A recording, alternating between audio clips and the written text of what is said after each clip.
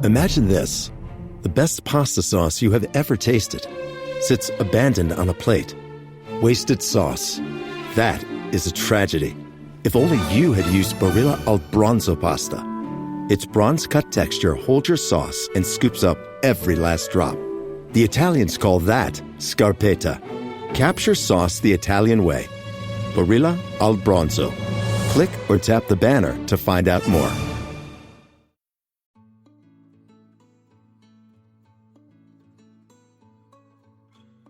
Hello and happy summer. I'm Adrienne Stein. Thank you so much for listening to Raising Me, where we talk all things parenting from toddlers to teens and beyond. We thought summer's a great time to revisit our college cost episode, as it's such a popular time to do tours as families and students narrow down where kids are going to apply in the fall, which with a rising senior at home, I gotta tell you, I know this is going to be here before we even know it. However, whether you have a teen where college is just around the corner, or maybe college feels like it's a long way off, which is also in my house, as I have a 6-year-old at home too, this one is for you because we're talking with Mila Tappan. She is such a great resource. She is the College Access and Outreach Manager for the Finance Authority of Maine, and she shares pro advice on paying for college, whether it's years away or just around the corner, how much to save, when to start, and how to divide up some of the costs. Check it out. Well, Mila, thank you for coming back and being with us today. First and foremost, let's just talk about why you feel so passionate about this topic. I feel so passionate about this topic because we want to be sure that students and their families have the best options that they can to pursue higher education, however that looks. And, we're really supportive of all different types of pathways, but many of those pathways do require some financial investment.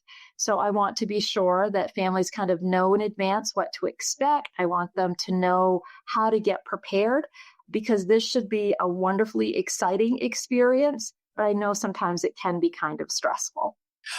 Let's talk about that stressful part, because we are in the thick of it at my house. We have a junior who, is in her second semester of junior year. So we're starting to look at schools. And we had talked about this before. And my only context was when my husband and I went to school. And when I saw the price tag on some of these schools, I was like, wait, what? This is for each year, not the entire thing. Like for parents who are listening to this, whether your kid is in kindergarten or, in high school, like my oldest is, it's sticker shock. It has changed so much. It really is. I'm going to date myself here, but I went to the University of Maine back in the mid-late 80s. I remember my tuition was $1,500 a year. I could work enough in the summer waiting tables to save that up and pay for that out of pocket. So the reality is that yes, college has gotten more expensive. There's no doubt about it. That being said, there are so many options available though. So it's not like the only options are schools that are really, really expensive. And also, even those schools that are really expensive, what we want to look at is the net price of a school, not the sticker price of a school. And so that's a lot of the information that I want to share with families is how do you kind of figure out what a school is really going to cost you? So kind of let's put those sticker prices aside a little bit and, think about what we can do to get that sticker price lower. Well, okay. So let's talk about sticker price, because it isn't just private schools either, because some of the public universities are, $30,000, $40,000, $50,000 a year. And so, I'll just speak from experiences. We're looking at these and we have heard, through talking to you, but then also anecdotally through other parents who've gone through the process, wait, don't necessarily look at what that sticker price is, because sometimes private schools have more money to give than public schools. And that's all great, but that also then makes it a little bit confusing and overwhelming when you're just starting the process. Well, should I look at this school? Because maybe it isn't $85,000 a year. Maybe it is more in line with what I'm using that as an extreme example, but it actually is not that extreme. there are schools that are that much money. Yes. My approach, and I think you and I have chatted about this, I've got two kids of my own. Somehow they're 30 and 25. So I'm beyond this. Yes. But what I said to my kids, especially my first one, when we went through this process, I did say, let's look at all schools. Let's be open to what schools are available. But I also, because of having done this work, and let me just say really quickly related to the stress, I was stressed myself. I am never stressed when I'm working with other families in terms of navigating the process or, trying to figure out options. But when it was my own kiddo, I did definitely feel a level of stress. So I want you to know that one of the things here at FAME that we can do, or I can do, any of us can do at FAME, is just work with families to try to relieve some of that stress, because we do understand that. And we want to share, whatever we can do to make this easier. But when going through the process, I did say to him, let's look at all schools, but I was also very upfront about which ones we can afford. And there is really good news that there is information out there that can help families figure out, kind of the what we call the net price, not just the sticker price. So there are definite tools that we can go into and talk about that. So I think that we want students to find schools that are going to be a good fit for them, both financially and academically. We need them to succeed. I mean, we're investing a lot of money. We want it to be a good experience and a good fit for the students. So that's really important. But at the same time, there is research needed. We do need to look at a variety of schools. We've got to have a variety of schools on that list so that families have good options available. There are multiple pathways. There are multiple good options. But at the end of the day, we want to be sure that every family has options that work for them. So when do you recommend, and maybe it's as soon as baby is born, but when do you recommend that families really start getting serious about saving for college? I'm going to say as soon as babies are born. Okay, right. The reason I'm going to say that is not because I think that most families have money available when babies are born. It's very expensive to have a baby, and usually families don't have a lot of extra money. But I love the idea of setting up a college savings plan as soon as a baby is born. And we're really lucky here in Maine. Every baby born a Maine resident is eligible for the $500 Alphon grant. So we've already got a nice little head start on that for all families. But I would love to have families set up a college savings plan of some sort, as much so that not only that they contribute if they can, but so other family members can, other friends can. It can be even, to be honest with you, before the baby's born. What a great baby shower gift. What great gifts for the baby's first birthday and, other holidays when they don't even know what gifts are yet.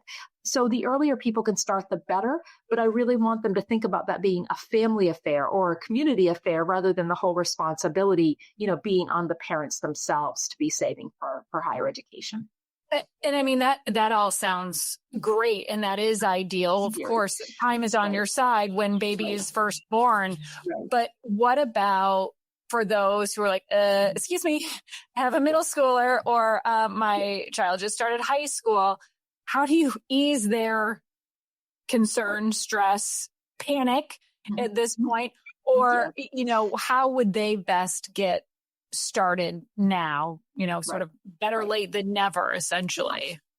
So I really love to think about paying for higher ed as a piecemeal approach. So what we want to do, and we can talk about the individual pieces, savings being one of them, but I love this concept of let's not rely on one or two sources of funding to pay for higher ed. No one can save enough. Or most families that I know certainly cannot save enough to pay for higher education out of pocket. We know we can't be 100% reliant on the schools to give people everything they need.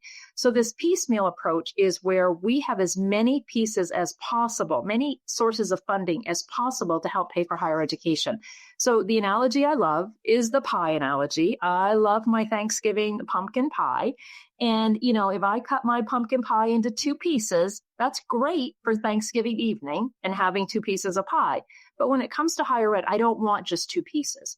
I want as many pieces as possible. Like if I have 8 different sources of funding, for example, no one piece needs to be as large.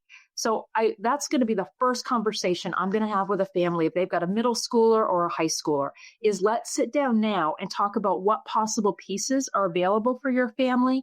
And let's be sure that we've got as many pieces as we can. And we're doing the things to make sure those sources of funding are available. So what would those pieces be? Like, how do we make up that pie? Yeah. So savings is absolutely one of them. And the one that I want families to think about as early as possible, because, again, time being on your side, there's some great savings programs available. We have a 529 program here in Maine. That's one way to save for higher education. There's matching grants available. So I'd love to have people check that out. But however people find the best way to save, that's wonderful. Some other pieces are things like knowing about merit aid. So when kids are starting high school, we talk about grades matter. Where they really matter not only is to get into a particular college, but a lot of colleges offer some merit money. And so what merit scholarships are scholarships that are based on the student themselves, kind of what they bring to the table. So there are schools out there, this is not the case with every school, but there are many schools out there that offer merit money to students that have a certain GPA. It's not as much about test scores as it used to be, but it's really GPA based. And that admissions office says, you know what, not only do we really want you to come to this school, so we're going to admit you, but we're going to offer you some merit money to make that possible. So, not putting too much pressure on kiddos, but knowing that grades do indeed matter.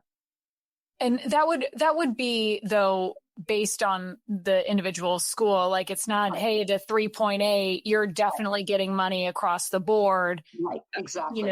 You might get more money for 3.8 at one school than you would, or a 4.0 or whatever it might be at another. Right. So that's why I'm not necessarily thinking that, you want to say, okay, you've got to have this particular GPA. I think it's just that message that you just want to do the best that you possibly can. And to know that, different schools are going to theoretically provide some money for that. So, it is different by school. It does definitely vary by school. To be honest, it will vary at one school from year to year. And schools are not particularly transparent about this. So that makes it even a little bit more challenging. So wait a minute. You might get, like, say, $10,000 one year and not the next? No, I think it's more that they might change the criteria for incoming students. So, I think, once they've said to a particular student, you're going to be eligible for X, Y, Z in a merit scholarship, as long as you keep your GPA up, they're going to honor that. But the next year, the criteria might be a little bit different. So it's really just about knowing that grades do matter, students doing the best that they can possibly do, and just know that that is one of those many sources of funding higher education. That's one of those piecemeal approaches. Another one are scholarships. So students at any point in time can start researching scholarships. There's a lot of organizations out there that want to give money to students to help them pursue higher education. So doing that research early, building up that list, just so that, when you come into senior year, you've got, let's say, 10 or 12 scholarships that look like they're a really good fit, that you meet their criteria, so that when the time comes for them to be applied for, students are ready to go and they know exactly what they need to do. So scholarships, it's prepping your junior year or so, but actually applying more like in your senior year. I would say for the vast majority. Now, that does not mean that there are not scholarships that sometimes can be applied for earlier. So, scholarships come in all sorts of different flavors. So they have all sorts of different criteria. So there are scholarships that students can be awarded before, when they are younger, but most of them it's going to be senior year when they're going to start applying. So we talked about savings is one of the pieces. We talked about money from colleges is one of the pieces, specifically merit aid, and also their scholarships. What about like need-based financial aid? That would come from the college also, correct? Right. So that's a huge one. And to be honest with you, that's probably for many families the biggest piece of the pie. So when students are approaching senior year, they are going to be building their list of schools, and they're going to be figuring out what they have to do to apply for need-based aid. That's the aid that's through the financial aid office. So a moment ago, we talked about merit scholarships, and it's usually the admissions office that awards those. The financial aid office is going to focus in on that need-based aid. And in order to receive need-based aid, families need to fill out an application. So the FAFSA, the free application for federal student aid, is the application that we want to be sure every single high school senior completes, because that is the form to apply for federal financial aid, and it's the form that's used to apply for state financial aid, the Maine state grant here in Maine. So that's a given. And then we want students to check to see if anything else is required. So some schools, particularly private schools that have a lot of their own money, require an additional form called the CSS profile. And so that form does go into a bit more detail where the FAFSA has gotten so simple and so easy. The CSS profile does want more information about a family, but it's because the schools that use that typically have a lot of money available, meaning that some students might receive, $40,000, $50,000 per year from an individual school. It can happen. Now, again, these often are very expensive schools, but there is a lot of financial aid, need-based financial aid available from those schools. So not, please forgive if I sound like a total idiot. Oh, God, no. Do you have to fill that out for every school, or is it like kind of a blanket form that you can then submit the form to every school? Yeah. So thank goodness. No, it's the FAFSA. When you fill out the FAFSA, students will list any school that they're even contemplating. Okay. So it's not even schools that they've applied to yet. We want them to put on any school that's even a possibility. With the CSS profile, it's the same way. They will list all of the schools on that one application, and that will be sent to all of the individual schools. So it's kind of like, if you think about on the admission side, the Common App, where you fill out and you answer, all of these questions, and they go to all of the schools that you list. These forms work very much the same way. One form, answer all the questions, list the schools you want it sent to, and it gets sent to all of them. So, but is there a way, though, before you apply to all these schools to kind of estimate the true cost, or do you have to go through the whole process to then get a sense of what the true cost would be? Really good news on that front, that you can get some insight as to what the school is going to cost you before you ever apply to that school. This was not as much the case even 10, 15 years ago. So there's a couple of things that I would like families to do to get started. And first, I'm going to go into the weeds just a tad and talk about how schools award that need-based aid. So what schools basically do is they say, hey, this is how much it costs to go here.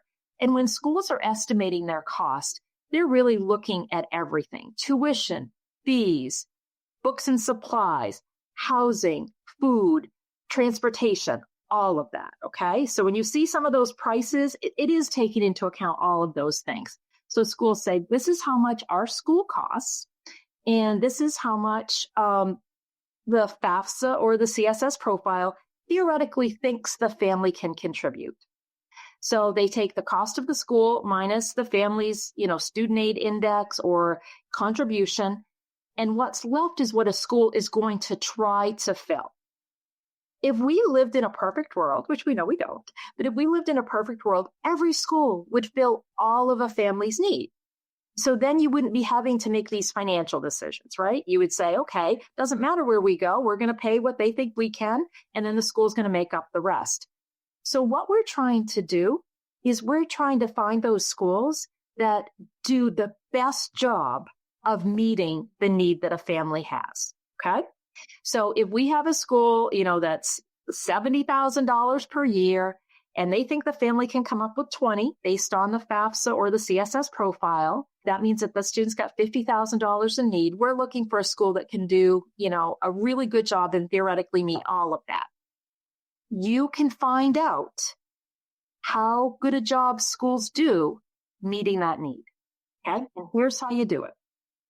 I'm taking notes. Yes.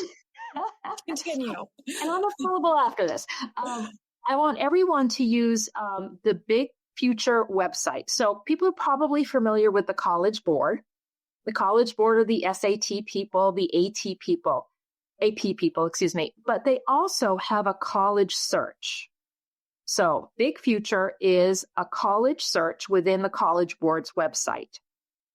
And one thing that people can do when they are looking for schools is they can go to this website where there are like more than 4,000 colleges listed. So it has, all of the schools that we tend to think of, the 4-year schools and even a lot of the 2-year schools. And what it does is it provides criteria so that you can narrow down those 4,000 schools to schools that meet your needs. So we're going to think about the obvious things, the major, the location, the size of those schools. Those are all 3 really big things that I think matter a lot to families. But then there's this criteria called affordability. So if you use that criteria, you can say, I only want to see the schools that meet 100% of our need. Okay. And I'm going to be honest with families. That list is not going to be incredibly long. Okay. Maybe I want to see the schools. And this is what I said to my kids. Let's look for schools that meet at least 90% of that need. So, once we go and we apply, they figure out what we can come up with. We have X number of dollars of need. Let's find schools that do a good job of meeting most of that need at least. So that's one of the first things I'd love to have people do. And it doesn't mean that I would exclude a school that doesn't, meet a certain percentage of need, because the reality is that that getting merit aid might override that. These are averages, but I think it's a good place to start. You're not making decisions based on that. But if you can at least kind of get a sense of, okay, this is a school that has really good financial aid, I'm going to go ahead. I do want to pursue this school. They're really expensive, but on paper, they do seem to do a good job of filling the need that families have. So I think it's an important place to start and a piece of the criteria, mainly to build that list of schools, which I think is incredibly important to come into senior year with, let's say, 5 to 10 schools that seem like they're a really good fit for that particular student. Okay. So that's one way. Once you have a school that you think is, okay, this looks like a school that I'm really interested in. Maybe it's because I've done my search on the Big Future website, or maybe it's just a school that my kid has always been interested in. You can go directly to the school's website. Usually you're going to find this on the financial aid page, but you're looking for their net price calculator. Okay? So a net price calculator is something that schools are required to have. They get federal financial aid funds, which most schools do. And what you do is you put in your specific information, so your family's information, things like your income, number of people in your family, things like that. And the school's going to take your information and they're going to take their information and they're going to provide you with an estimate of how much that school is going to cost your student for that first year. Nothing feels better than feeling your best, which is why Maine Health continues to provide Northern New England with the best network of people, programs, and resources working to help you be your healthiest self. And by doing so, we're creating different paths and giving you options in personal wellness. That's health and care in harmony. That's Maine Health. To learn more, go to mainehealth.org/harmony. Oh, that's great. A real game changer, right? So the Future can help you kind of get a group of schools, but then to get that individual information that should be more accurate, because again, it's based on your specific situation. That's the great next step. So, okay, and that's called the net price calculator, found on whatever school you're looking at. You'll have that on there. Oh, that's great. Yes. And I think, there. Yes, it's usually going to be on the financial aid page, but I find that every website's a little bit different. So you can just go to the homepage and type in net price calculator, and you can get that information. Now, it is an estimate, so I don't want people to make a decision on it. So if you don't write the check. No, not yet. You want to wait till you get that official financial aid offer, which won't come until spring of senior year. But it does allow you to gather a lot more information so that you can, again, find those schools that meet all the various criteria and appear to be schools that could be financially affordable. Yeah. Oh my gosh. I got to tell you, going through this with my now by the time my third is ready to go, by the time my third is ready to go to college, it'll probably all change again. But, it's like sometimes we stare at the page, like, where do we start?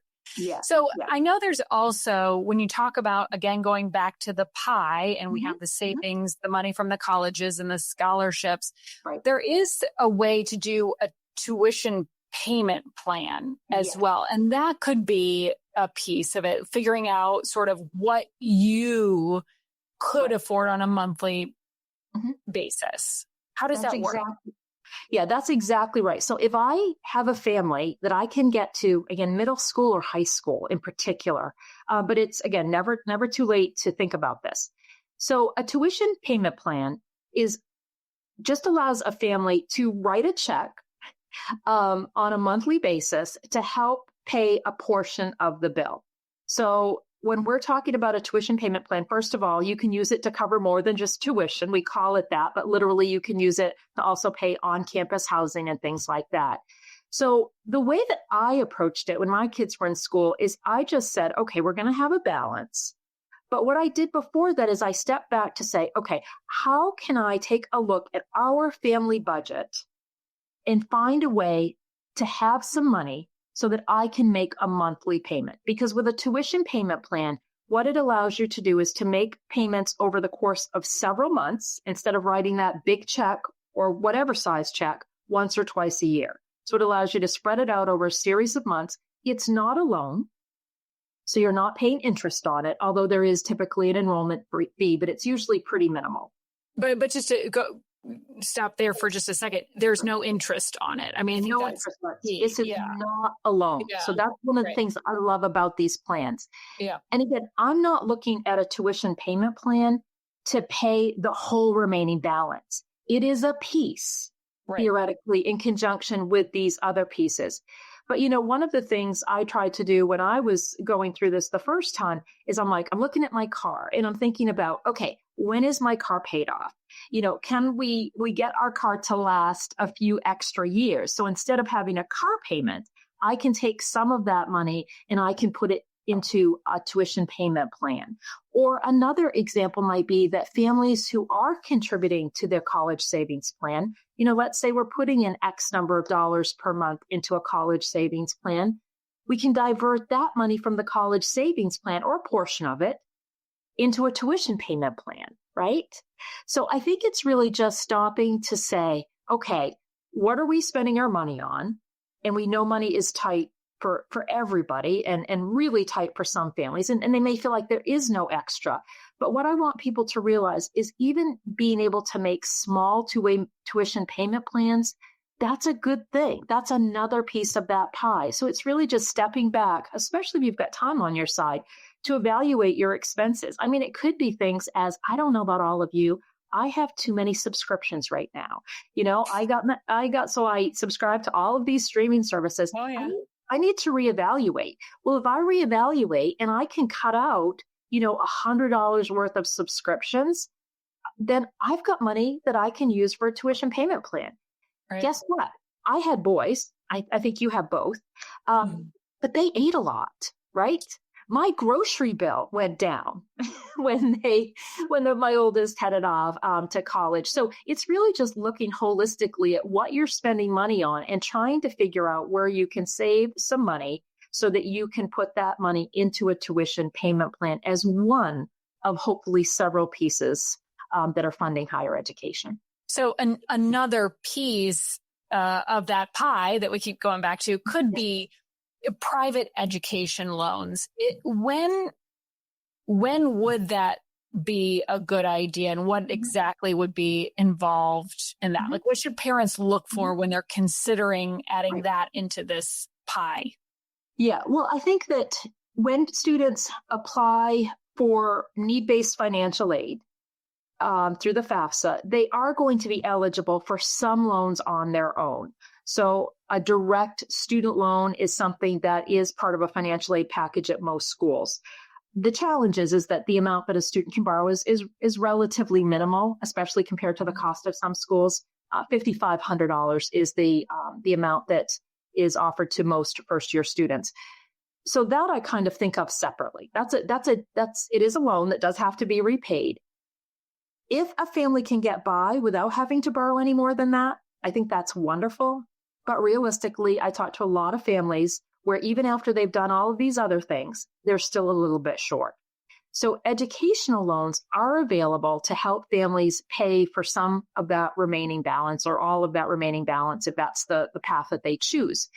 So there are lenders out there, and some of them might be your local credit union, that offer private educational loans. There are also a bunch of national lenders, whether it be, the Sallie Mae's that people have heard of, or Wells Fargo or Discover. Here in Maine, we also have something called the Maine Loan. And in full disclosure, we administer that at FAME. That is the state legislature put this together. It is funded through state bonds, but it's an option that's available. But do you have to go to a Maine school? No. Or is you're a Maine resident? Yeah, you just have to be either a Maine resident going to school anywhere that's accredited. It does need to be an accredited school. Or you can be an out-of-state student coming to a Maine school, okay? Sure. The thing about the Maine loan and virtually all other types of these private educational loans is there is a credit component to them. So students cannot get these loans on their own. And that's why I first wanted to mention the direct student loans that students get as a result of filing their FAFSA, because those loans students can get on their own. There is no credit component, okay? But for everything above and beyond that, there is going to be a credit component. So students, are going to need a cosigner. Now, it doesn't have to be parents. It can be grandparents. It can be family friends. It can be aunts. It can be uncles. But a cosigner, a creditworthy cosigner is going to be required, because one of the things I like families just to think about when they're thinking about these loans is, there's no collateral against them, right? It's not like because sometimes people say to me, well, my kid can go get a loan for a car, but the car is the collateral. And for these loans, there's not that. So that is a requirement of all of these various loans, is that students do have that creditworthy cosigner. So parents knowing that in advance, when they get to the point of they do want to borrow these sorts of loans, we can help them figure out which options might be the best one for them. But I just want them to know that students cannot borrow all this money on their own, because people are surprised by that sometimes. They assume students they can borrow it all themselves, and they cannot. And who wants to saddle a student with that kind of debt coming out of school? Like, it is debilitating what some kids are coming out of school with, hundreds of thousands of dollars in debt. It's crazy. I'm sorry, go ahead. No, I was just going to say, and that's why we want families to know that there's all sorts of options available. That is not the only option. Is if my kid's going to go to college, that my kid is going to go way into debt. So whether it's they look at a variety of schools, some of which are less expensive to start with, or again, the schools that are expensive but have really good financial aid to make that possible. And I think students also want to consider, what are they going to be doing after college? Mm-hmm. So one of the things that and this is just my own personal decision, our family decision, we felt like federal student loans were okay, because even borrowing the max amount of federal student loans, was going to mean that, within around I think it was 25,000 or so that my son borrowed.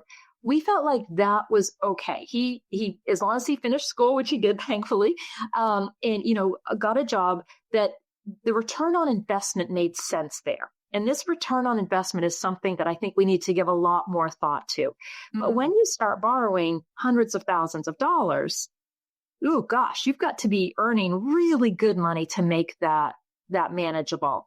So instead, I think we need to think about, okay, do we have students that are going down a pathway where they're going to not earn as much money? In that case, it's even more critical that the debt is minimized as much as possible. And so that might be from, going to a community college to start. Community colleges offer an amazing array of programs. So even students and some students they want to pursue just that 2-year degree, and that's great. We need people doing all sorts of things. But for students who want to pursue a 4-year degree, there's some great transfer agreements that exist now with our community colleges and our 4-year institution, both in-state and out. So that's one option to keep the cost down. But that's where I think, coming back to kind of where we started, really doing that research early on to find those schools that have either really good merit aid, which is harder to figure out. That's literally talking to the schools, or have that really good need-based aid, which is what that College Board Big Future site can help people determine. Yeah, I mean, what I'm taking from this too is just having those conversations with the kids about, yes, this all looks like it's a country club for students and it's an amazing school. And yes, it costs $80,000, but what happens next? Because some of these schools we visited, some of them, I'm like, this is amazing. And it truly, it looks and feels like a country club for students. And that is reflected in the price, right? 100%. But it's what happens afterwards. Right. What is your career path? What is it? What makes it worthwhile? So, just if you could speak to that and helping parents, helping their kids, making these more financially sound decisions when it comes to selecting a college, because there's a lot of pressure to we can go to another. What about the Instagram? What about the Facebook? And making sure, because everybody wants to have the shiniest place where they went to school. That's a whole nother podcast episode, but it absolutely is. And that's why, I feel like I'm glad I went through it myself, because I do remember that pressure. Mm-hmm. I do remember how that felt. I used to call it the bumper sticker mentality. What bumper sticker do we get to put on our car? Right. And I just think so badly we've got to step away from that and to realize that there are so many places where students can get a great education. And that's what it's about. I never wanted my kids or any of the young people in my life, I don't want the best part of their life to be college, right? I want them to have a good college experience. I want them to have fun. I want them to get a great education. But I want them, once they've graduated, to be able to do all of those things that are so important to so many people. I want them to have the freedom to have kids, to buy a house, to take vacations. And so I think, finding that right balance, and it is achievable. But I think giving into the pressure, and I am not negating how strong that pressure is, but I think giving into the pressure of we're going to let our kid go anywhere they want to go, regardless of the price, is not the answer. And I equate it back to my kids when they were little, sometimes wanted something that I didn't think was in their best interest. Maybe it was the soda. Maybe it was staying up way after bedtime. And as parents, it was really hard. I preferred to just give them what they wanted, but I knew I couldn't. I knew that to do the best thing for my kid, what I needed to do was to say no and to say, nope, we're going to do this or we're going to do that. And I don't think sometimes it's that different when it comes to some of these higher ed decisions. I think we have to work with them and, have good options available. But I think at the same time, I felt like I was doing, I think, my kid a favor when I said to him, this is what we can afford. And if it doesn't fit into that, we're not going to be able to make that possible. So, I did have that conversation with him, and I strongly recommend that families have that conversation. It's hard to talk about money. It's really hard to talk about money. But I think to be able to be honest and say, this is what we can do. This is what we expect of you. This is what you can expect from us. And I am going to tell you, my son did not go where he wanted to his senior year because it wasn't going to fit into what we thought was affordable. He went somewhere else, had a great year, transferred to another school that worked out really, really well. It all, at the end of the day, things do tend to work out sometimes, even when we're not sure. But I just think as parents, we've got to think long term. We've got to think about, not only does my kid want this in this moment, and this is what I want to do to make them happy, but I want to be able to, 10 years after they graduate, know that they're in a really good place financially. Oh, such a good point. Yeah, but it's hard. I am never going to sit here and say that's easy. But I think if we can do that, but I think it all starts with having those conversations. What are our expectations of our kids? So, in terms of their grades, in terms of their time commitment to searching for scholarships, in terms of them working and what their expectation is, our expectation of them. I joke about my oldest son. He was that kid in high school who had spent his paycheck before he worked the hours, It took a long time. He now has a budget and everything's fine, but it took a bit to get there. So talking about those things and being on the same page and doing that as early as possible, I think is really helpful, because senior year does get pretty emotional. There's a lot going on. Oh, and it's just, so I think any of the conversations that you can have ahead of time, the expectations that you can set up both ways ahead of time, just make that part a little bit easier. Mila, if there was one thing we could do today, like what is the key takeaway that every parent should walk away from this conversation with? Gosh, I do think it's talking about it. I think it's talking about it, but talking about it really honestly. And for parents not to feel ashamed or not to feel like they're a failure if they have to set some ground rules, because I think that there probably need to be some of those, but simultaneously supporting our students to help them find the multiple options that exist. There are so many, their careers are not going to be as a result of only attending this one institution. There is so many good schools out there. And I think just helping students to see that. Obviously, if families can, if they have the ability to go and to visit campuses, I think that's wonderful too. I've seen students who had their heart set on a particular school and then they walked on that campus and they're like, this isn't where I want to be. So I just think that legwork ahead of time, the conversations, the research, all of that just sets families up to be in a better position. And the earlier you can start that, the better. But at the same time, I would say that even for those families that are kind of late in the game, it's not too late. And you can start having these conversations today. And I also want families to just reach out to whether it's us at FAME or to others that have either been through this or this is what we do for work, to know that there is support and we can help you navigate this process. I love it. Mila, thank you so much. I also want to mention we'll have additional resources on our website, wgme.com/raisingme. This is huge. Mila, thank you so much. You are very welcome. Anytime. Of course, a big thank you to Mila. And we covered a lot today, but hopefully you're walking away feeling at least a little more confident about tackling those college costs, regardless of where you are in the process, whether it's with, younger kids still years away, or maybe it's with your teen who will be heading off to school sooner than we even want to admit. Thank you so much to our sponsor, Maine Health, and to you for listening to Raising Me. I'm Adrienne Stein. This episode is edited by Megan Littlefield and produced with Nate Eldridge. Please follow Raising Me wherever you get your podcasts and consider a positive rating and review so others can find the message as well. Wherever you are, I hope you learned something new and get to take a little time for you.